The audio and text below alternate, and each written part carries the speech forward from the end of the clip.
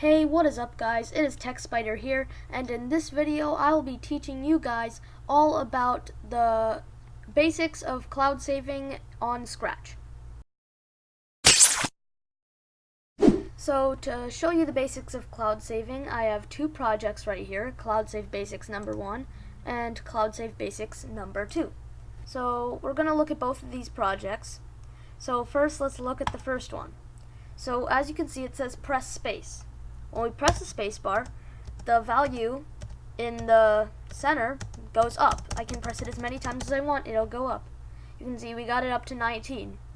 And let's say we just click right here to refresh the page, or we can just press Ctrl R on the keyboard to do the same thing. And we load it up again, it resets back to 1. And no matter how many times we click it, when we reload the page and start up the project again, it is going to restart to 1. Now, when we go on to Cloud Save Basics number 2, when we press space, it'll go up just like the other one, and you can press it as many times as you want. And then when you reload and start it up again, it is still at 18. And you can click it some more times, let's say up to 26, refresh the page again, it's still at 26.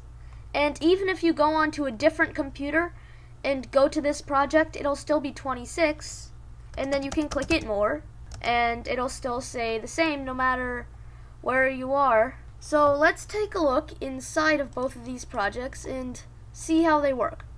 So first, for Cloud Save Basics number 1, it's just this simple piece of code right here, and basically what it is when the space key is pressed, it changes the variable right here by 1, which makes sense because when you press space, it increases the variable by 1.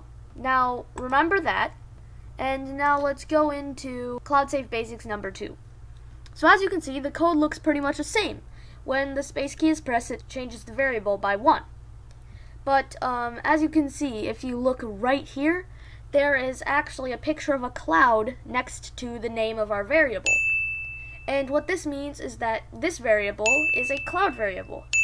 And basically, to make a variable be a cloud variable, you just need to type in your variable name and then just click on this checkbox right here. And as you can see, it says cloud variable stored on server.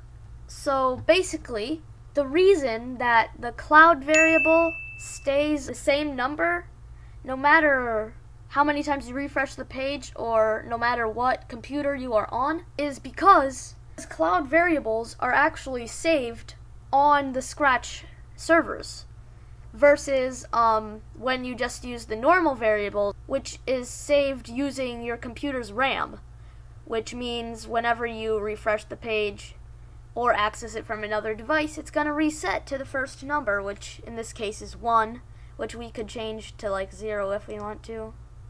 Yeah, so that's basically just the very basic parts of cloud saving and cloud variables.